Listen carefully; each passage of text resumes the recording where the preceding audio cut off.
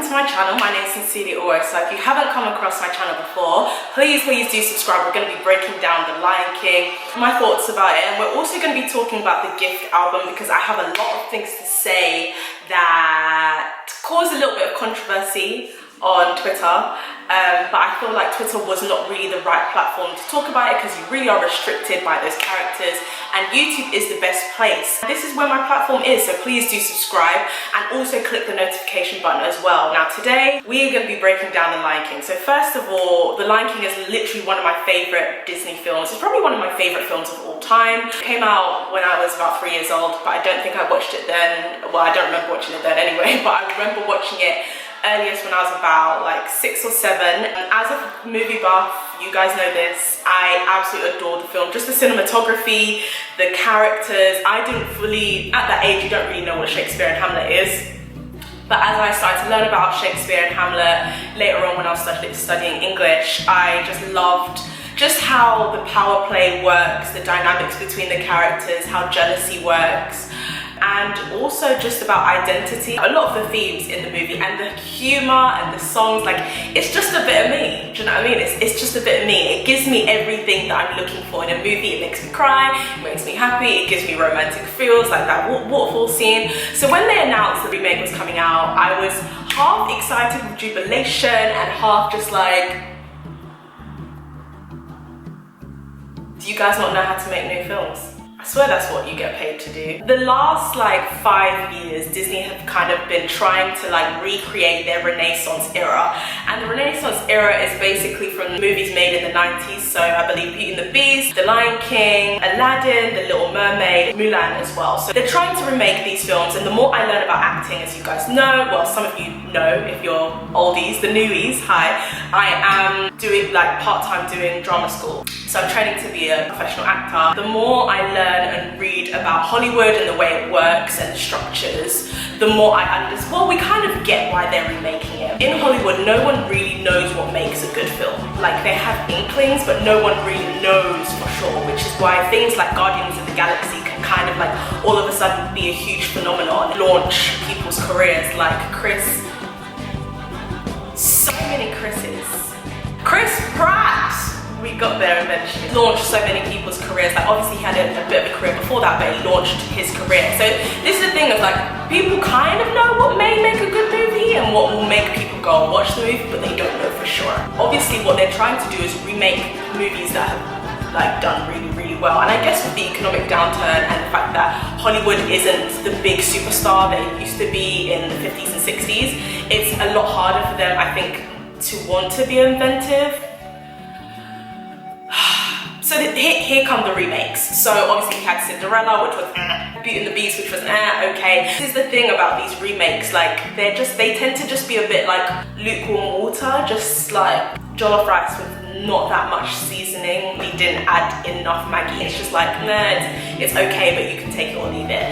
So when it was announced that Beyonce was going to be in it, as well as Chiwetel Ejiofor, Childish Gambino, Ray L. Jones was reprising his role, Alfred Goddard, Seth Rogen, a lot of like some of my favorite actors. Seth Rogen like did some problematic stuff in one of his Netflix movies to do with Jamaicans that was kind of racist, but you can Google that on your own. But everyone else I was super excited about, and I was super excited to see this movie, but I did also just feel like a slight like nonchalance towards the whole thing. The movie came out, I went to go and watch it on Monday, and I mean, it's okay. It's okay, like literally everyone was asking me on my Instagram, there's nothing else I can say apart from it was just alright.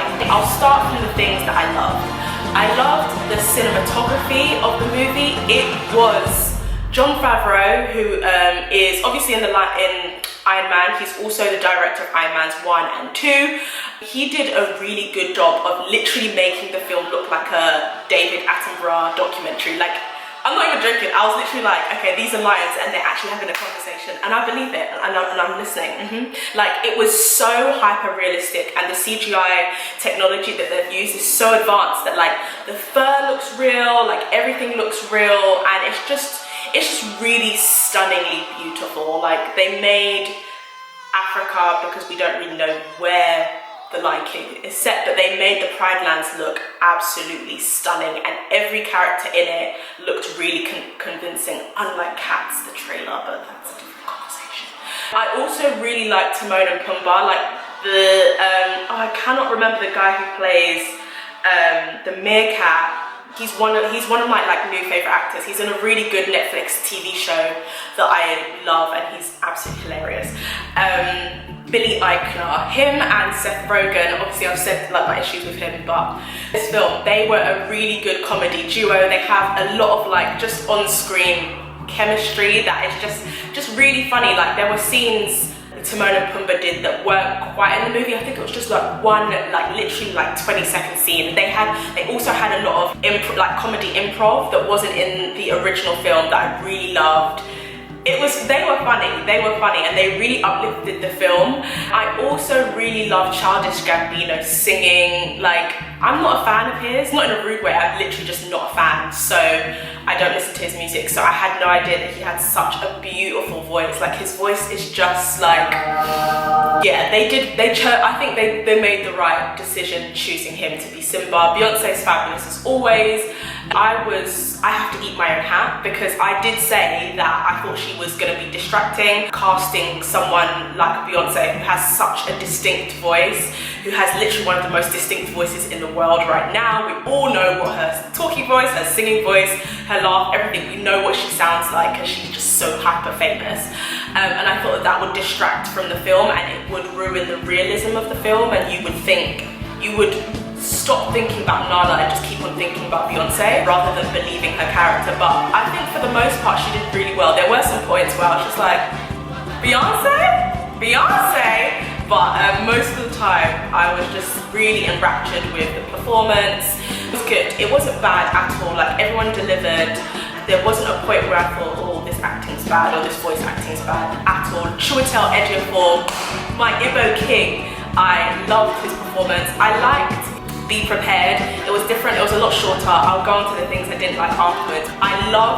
He literally sounds like a villain. Like, I really didn't think that someone so lovely as him is able to like fully like embody such a vile being, really put his heart into it, and you could hear like the anger and the jealousy and the envy in his voice, especially during Be Prepared. He does like a spoken word bit in it, and his performance within that was pretty excellent. I liked that they added an extra scene between Nala and the lionesses.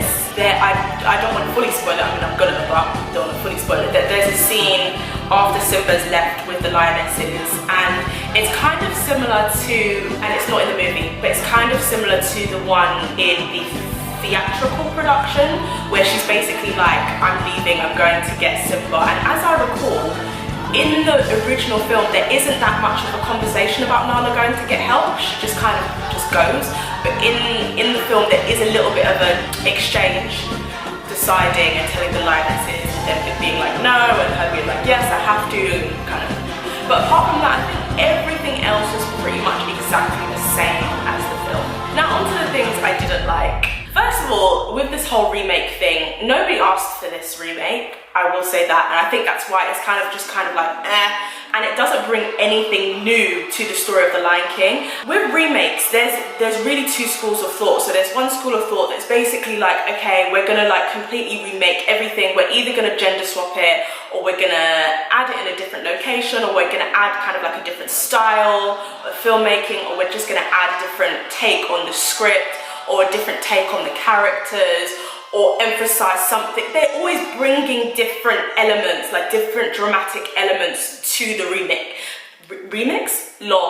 Remake. Whereas there's another school of thought that's basically like, we're gonna copy every single scene and do it exactly the same, but in physical form. This isn't even physical form. No real lions were harmed in the making of The Lion King. It's all CGI, so it's not even live action. So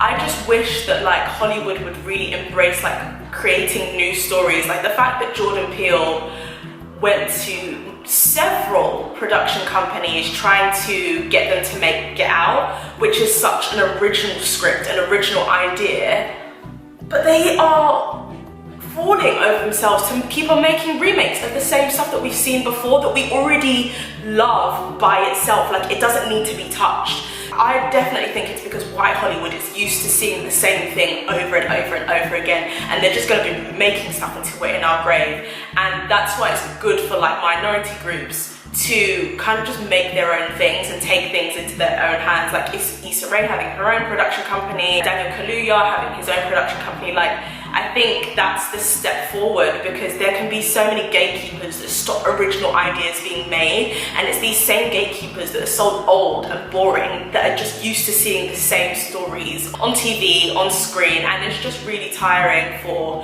cinema goers. And I personally want to see more things like Us. I personally want to see more things like The Quiet Place, Get Out, like all of these other unique stories. So that's kind of just this annoying thing. The Lion King, it was literally like when I went to go and see it in the theatre, it was so boring. Like, I was just like, the only thing that was interesting was the visuals, but everything was literally exactly the same. And I would have liked, this is just me, I would have liked to see something different about the characters. Like, maybe, okay, what happened between Scar and Mufasa? Why is he so jealous of his brother? Like, what happened in their childhood to make him act like this? With Nala, like, is there a little bit of backstory there that we can go into? Like, give me something. Like, tired and bored, and I'm not with it. Also, the CGI was really good. However, because I don't know what is the issue, but because it's lions, their lips were able to really convey most of what they're trying to say and everything, but their eyes and their facial expressions were really like, well, like animal. They weren't really able to convey that much emotion, which to me left me a little bit empty-handed, because I felt like, you're not really selling this to me. I don't really believe that you're about to fall to your death, to the pits of this hell that's been created because of the fire. Like, I don't believe it, you know. What's your motivation? Like, I don't see it. So that was an issue for me. So those are my issues for the movie. I mean, it was okay. I would give it like 3.5 stars out of 5. Definitely go see it. Like, if you want to go see it, like, go see it. I want to briefly speak about Beyonce's The Gift album. So Beyonce's album came out on the Friday, which was the same day that The Lion King came out. I believe, like, actually The Lion King is doing quite well in the box office, which isn't really surprising, but I think her album really helped with that, because a lot of people were feeling super apathetic about this whole film. Like, we saw the trailer, we thought that the CGI looked weird, and they chose the bits where Beyonce wasn't really showing her acting chops, and it just seemed a bit like, whoever did the trailer just needs to be fired. You're fired. I think you did a bad job. But, so we weren't really convinced. It was pretty good to have the album to get everyone kind of hyped and excited. So I looked at the album list and saw that there were, I believe, 22 songs. Of the 22 songs, there's only one song that features South African artists. So Beyonce wanted to celebrate blackness, and she wanted to celebrate Africanness and hip hop and Afro pop. So she put together like this kind of like eclectic album, I guess, because she's never really done this style before. But my issue is that, like, The Lion King is so, like, for me, and just factually, it's so connected to South African music and South African language. Literally, the song Circle of Life that opens the whole movie is spoken in Zulu, like one of the most popular languages spoken in South Africa. Simba's name is Swahili, which is also spoken in South Africa and other southern African countries. So I felt, especially as a Nigerian, I felt like it was really weird that there's like a plethora of Afrobeats artists from Ghana and Nigeria on the album. Some of them have their own songs, like Burna Boy has his own song. Like, don't get me wrong, like, I love like Soke. Like, listen, I've been a fan of Burna Boy since at least 2010, but it's not about being a fan of these people or not being a fan of these people. It's about representation. What I was speaking about in my video about like Yoruba culture and Nigerianness, specifically Afrobeats, is dominating right now, and it just seems really weird that like a lot of the songs in the album are Afrobeat songs. And yes, I know that there's obviously two albums connected to this movie. It's Beyonce's album, and then there's the official soundtrack. Even if there are two albums associated with this movie, underneath the title of like The Lion King, The Gift, it literally says filmed from and inspired by the film. I don't know why there's Afrobeat, because in the movie I didn't want to Zanku and I didn't want to Skedu, like I didn't want to do any of that because that's not the vibe, that's not the musical vibe of the film, that's not really the culture of the film either. So it seems like so odd to me. Like obviously Nigerians didn't force themselves onto this album, like Beyonce specifically chose them, and she probably chose them because, you know, it's lucrative, they are like the most popular African stars on the planet right now. I think it's just not very sensitive to South African musical artists, especially because most theatrical productions of The Lion King around the world, they cast South Africans to do a lot of the roles because a lot of the languages are spoken in South Africa. The music is just very intrinsic with the music that they have. Yeah, I didn't like it. I didn't think it was cool. The fact that there's only there's one song in the album with South Africans on it when there really should have been like 4 or 5. Burna Boy doesn't need to have his own song on the album. There was one, in fact, the album itself doesn't really have a cohesive message to me. There was points where I was listening to the album and I was like, this is just an Afrobeat album. This has nothing to do with The Lion King. It has absolutely nothing to do with The Lion King. Sorry, yeah, that's just how I feel. But yeah, I hope that you enjoyed the video. Let me know what your thoughts about the movie was. Let me know about your thoughts about the album was, and like what you feel about the artist choices on there. And yeah, make sure you subscribe and I'll be back again soon. Bye.